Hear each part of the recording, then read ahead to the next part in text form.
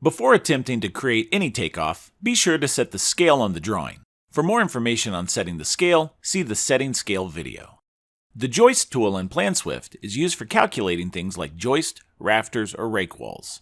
Start by clicking the drop-down list under the Area Tool icon, then select the Joist tool. The Properties window opens. In the Name field, enter a name for the item. I'll use second-level floor joists. And then, for joist type, I'll enter a joist number and type required by the plan. What you use for the name and type fields is up to you. The length calculation field allows you to keep the exact length taken off, or round up to the nearest foot, nearest even foot, or nearest 2 feet to help you calculate the correct product lengths you need to order. For most applications, one of the first 3 options is best. However, if you're taking off rafters, the nearest 2 feet option is preferred. Next, select the joist direction. You have several options that can automatically draw the joist for you based on either how you originally draw the takeoff or always vertical or always horizontal. In my case, I have joists running in various directions and I want to specify how they run independently of how I may take them off. Let's choose Select Parallel Side, which allows you to decide how the joists are drawn for each area taken off. Now that you've chosen the direction of the joists, you can choose their spacing from the OC Spacing drop-down list. Mine are spaced at 16 inches on center. Next, you can set a pitch. Use this option if you're using the Joist tool to take off rafters. Floor joists are set to 0. Next, you can set a minimum length and a new length. Only use these fields if there's a minimum length material you can purchase. For example, imagine the shortest board you can buy is 8 feet long. You would put that in the minimum length field, and if you took off a joist that was shorter than 8 feet, that length would be replaced by whatever length you specified in the new length field.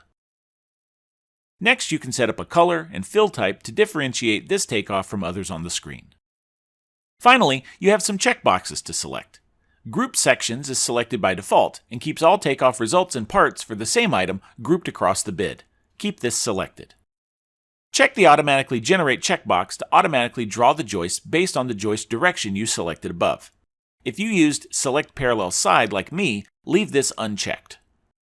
Selecting Generate Parts adds additional details to the Estimating tab. The Show Labels checkbox displays the length of each joist and displays a note listing all the parts required. Click OK to begin drawing your joists. Drawing takeoff using the Joist tool begins just like drawing any other area takeoff. For more details on drawing area takeoff, see the Creating New Area Takeoff video. I'll start by drawing one area containing the joist type I just created. If you use the Automatically Generate checkbox, the joist would appear as soon as you finish drawing. In my case, I use Select Parallel Sides, so I now need to tell PlanSwift how to draw the joists before they appear. Click on the takeoff to display several options in the upper left corner of the screen. Click Draw Joist/Rafters, and then click one side of the joist and then the other to draw the joists. You can click outside of the area to start drawing, but make sure you draw the line along one of the joists, not just in the same direction, or the joist won't line up with the drawing. If you made a mistake, you can select the area takeoff, then click Clear Joist/Rafters to erase them and try again. If after reviewing the joist takeoff, you decide to make a change, such as adjusting the rounding options, make sure you select the takeoff and then click Regenerate Totals. I'll draw another section of takeoff using a different joist type to demonstrate some of the other features of the Joist tool. If you need to split the joist, select the area takeoff and then click Split Joist/Rafter. Draw a line the same way you drew the first joist along where the joist split to separate them. Notice how the labels display different lengths for the joists on either side of the split. If the plan calls for a double joist, select the joist that needs to be doubled and click Add Double Joist. A new joist segment is added next to the one you selected.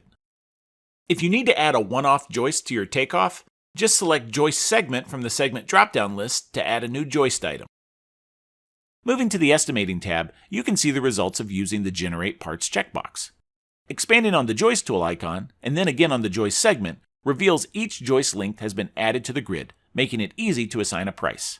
You can also double-click the note icon at the bottom to edit the text properties of the note that displays along with your takeoff. Before you build, construct Connect.